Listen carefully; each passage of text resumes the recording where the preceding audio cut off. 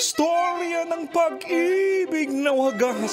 Storya ng pagtataksil at pang-aahas. May ginawang panakip butas. May happy ending ang wakas. Damdaming malambot at matigas. Sa live drama, pwede nang ilabas. Tutulo na at tatagas ang mga katas ng nakalipas. Katas ng nakalipas.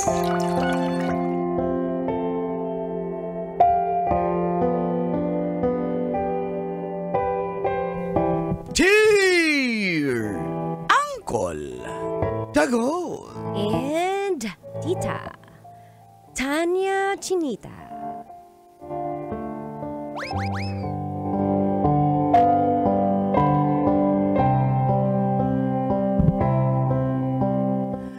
Lahat ng away naming mag-asawa, sinasabi ni Erica sa parents niya. Deserve. Feel good morning call and teach. Lalo na sa mga suking followers at listeners ng inyong programang Mga katas ng nakalipas. Tawagin niyo na lang ho akong Junbert ng Taguig City.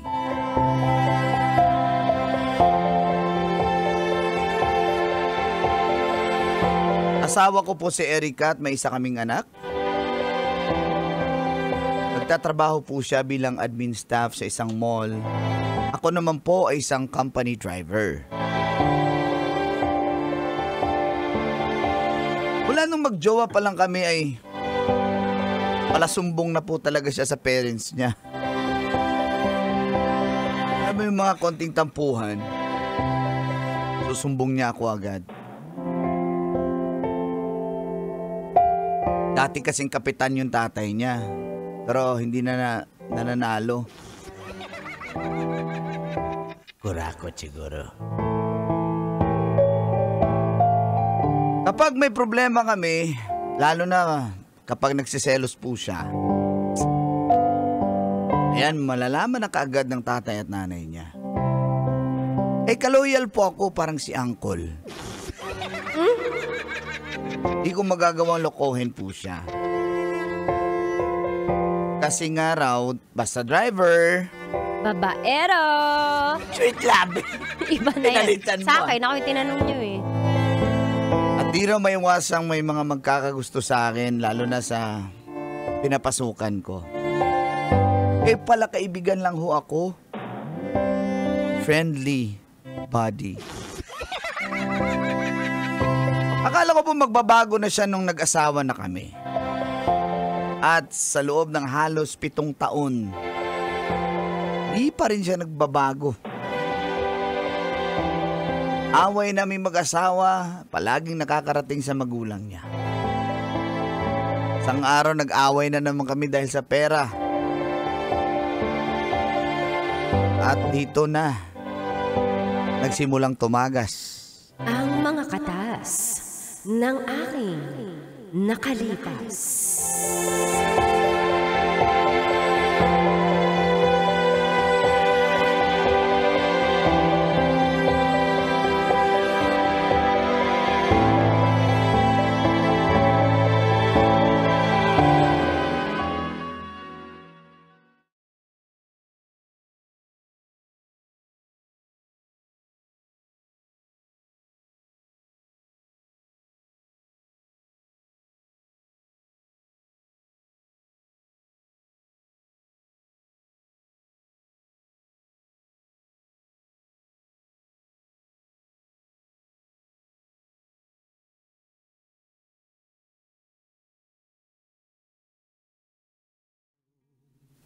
Bakit naman 1.5 na lang to? Ang dami kong loan, di ba? Tignan mo, puro deduction na yan dahil sa kagustuhan mong mag-loan. Ultimo calamity loan, binatos na natin. Ano eh? Sabi State of mo, calamity to eh. Itong lugar natin eh. Oh, sayang Alam ko. naman.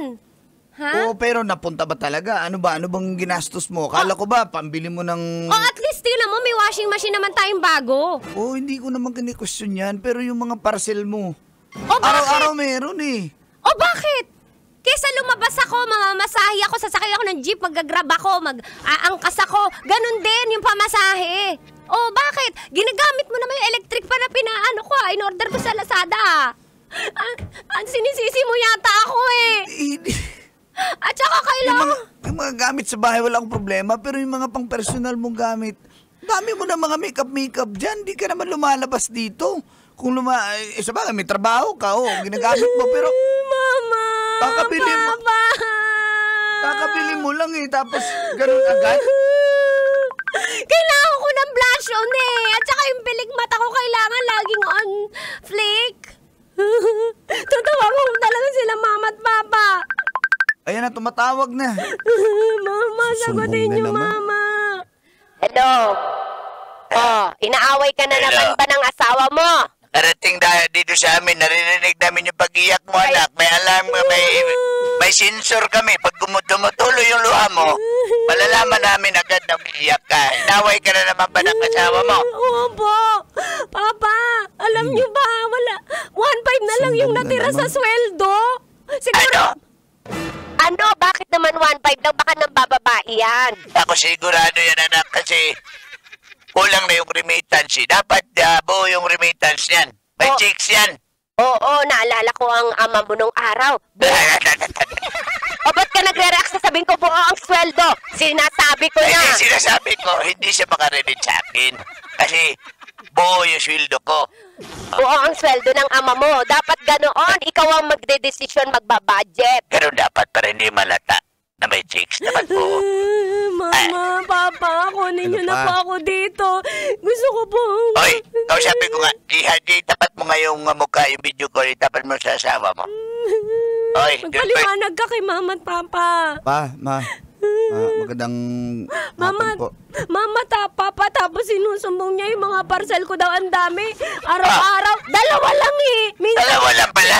Dalawa lang araw-araw Dapat eh. pwede nga 3, 5 eh. Oo. Ba't ginaganyan mo? Dapat differences yung anak ko, ha? Tama. Kami nga hindi namin yan pinadapuan sa lamok eh. Tapos ikaw, Ha?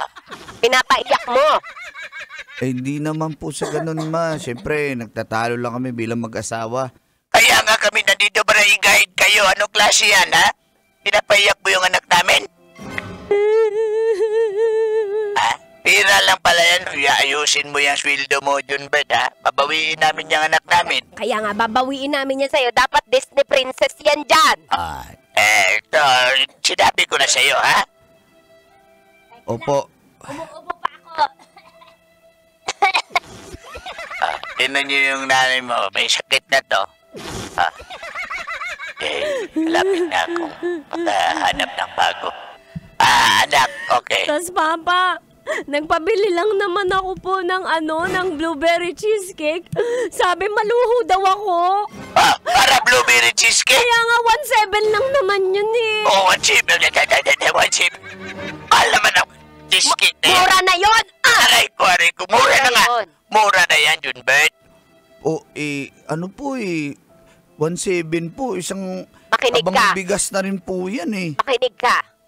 Dapat nga, malaki ang utang na loob mo sa amin dahil nagtiwala kami sa iyo. Kahit ganyan lang ang trabaho mo. Buti nga Tinanggap ka namin. Tama. Driver Kaya ka lang. Driver ka lang pero patunayan mo na basta driver, Sweet dabber. ayan. Dapat Disney princess yan. Mayos kayo, ha? Saka pinaglalaba ka niyan, swerte mo. Pinagluluto ka, juicy ka pa. Oo nga po, tas minsan Pasensya na po, ma, pa. pagod na nga po ako pero para parcel, isusumbat pa sa akin. Hindi na po maulit, ma, pa. Pasensya na po, hanap na lang po diskarte para mapunan yung pang parcel niya po. Dapat ganyan! Antay ka sa akin pag yung Disney princess ko pinaiyak mo. Aling, kailan ba yan, ha? Kailan na Para makahanap na ako ng bago. Aray ko. Mayos kayo, ayusin niyo yung buhay niyo dyan. Babawiin namin yan.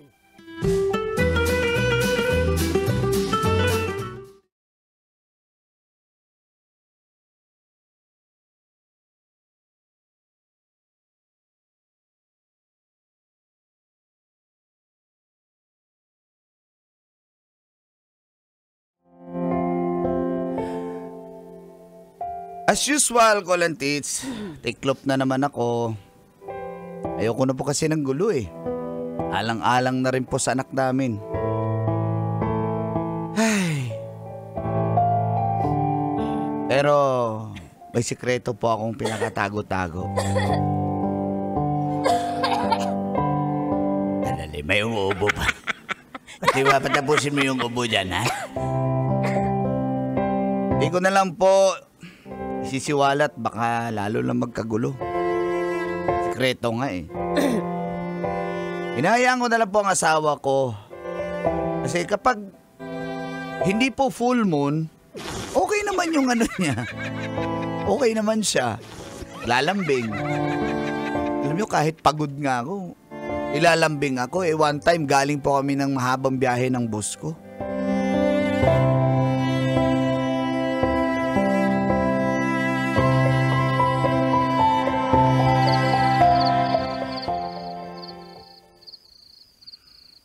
Jinjin? Ito ka na, Jinjin? Hindi pa po. Bakit? Kailangan ko na po bang antukin? Ay, hindi. Dito ka lang kay Papa. Dito ka lang. Papa? May sasabihin po ako sa inyo. Ano ba yun? Ano yun? May kasalanan po ako na na-check out ko po yung... Hala, Papa, huwag kang magalit ha. Hindi ko po sinasadya. Na-check out ko po lahat ng add to card ko. Dadating po bukas. Hindi ko po sinasadya na na-check out ko. Wala niyo po magkano. Mura Magkano lang. ba yun? 3,000 po. Ha? Hindi ko po sinasadya. Hindi na po makancel eh. Talaga? Papa, huwag ka nagaganin sa akin ah. Papa, nasusumbong ako sa lolo't lola ko. Pag hindi mo ni... Manang-mana talaga sa inyo. O sige na, ako nang bahala doon. Ako, makakautang na naman ako. Matulog ka na. May pasok ka pa bukas. Sige, Papa. Thank you po.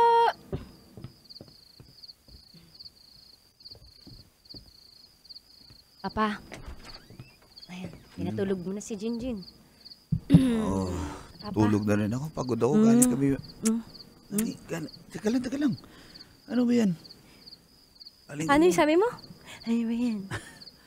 Sabi niya, Papa. Dali lang. Naka-order ko lang nitong tea-back. Dali, gusto mo? Tingnan mo. Oo nga, nakita ko na. Pero, fire your bed yan. Dali, pagod talaga ako, May.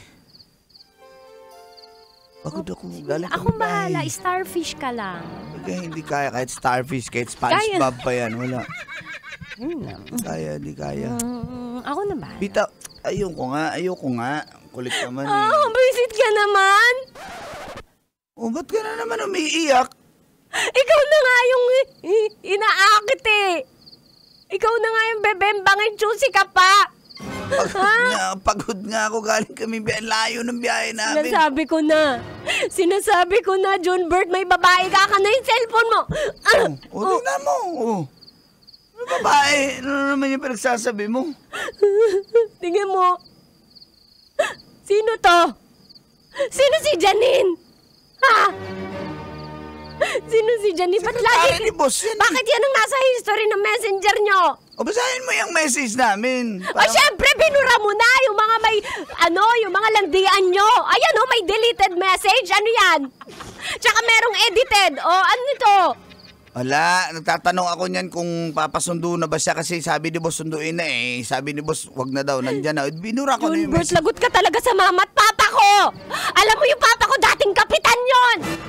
Ano na naman ba? Magsusumbong ka na naman sa magulang mo? Lahat na lang na problema natin mag-asawa. Maliit o malaki. Sumbong ka na sumbong. Kanino ako magsusumbong? Paano natin ito maaayos bilang mag-asawa? Hindi natin naayos, kaya nga ako nagsusumbong. Hindi mo inaayos tungkol sa pera. Tas ngayon, gusto ko itabembangin, ayaw mo. Ikaw na nga, juicy ka pa. Pagod. Baka nagbembang na kayo ng sekretary na yan. Pwede ba? Magaling ka kasi magbura. Ha? Ba't dinidelete mo? Ba't dinidelete mo yung chat nyo? Wala akong... Pwede, tigilan mo na ako. Erika naman. At saka ano yan? Bakit may chat kayo? Ba't nagpapasundo at saka hatid yan? Ayan Utos ng boss ko yan, sekretary niya yan. Alam, hindi ko susundin. Para kung sinabing ayoko na sa trabaho ko. Utos ng boss? Asan yung chat ng boss mo? Nasunduin at ihatid yung Janin na yan? Ha? At saka bakit? Hindi yan nagchat si boss, tumatawag yan. Tignan mo yung mga history yan. O, call ni boss. Makikita ko ba yung history ng pag-uusap nyo? I-record ko ba yung usap namin ng boss? Hindi mo air-tapping yun. Susumbong talaga kita kay mama at papa. Isusumbong talaga kita. Nang bababae ka.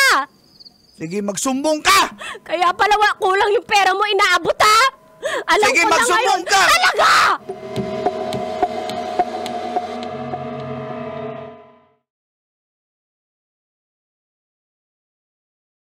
Nainis na rin po ba kayo, Call and Tweets?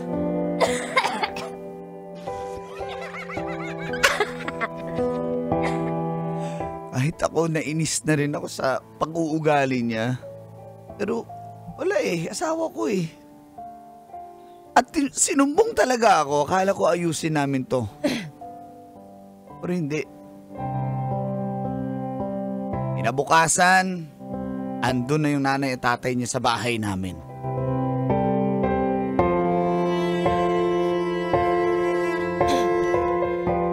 Hoy, ikaw lalaki, ha? Hindi namin yan pinakasal sa'yo yung anak namin Kaya para nga. saktan mo lang, gaganyanin mo, ha? Alam mo ba- 26 ka pala, patingin ang Patingin itsura nga. ng sekretary na yan. Bakit mo titingnan?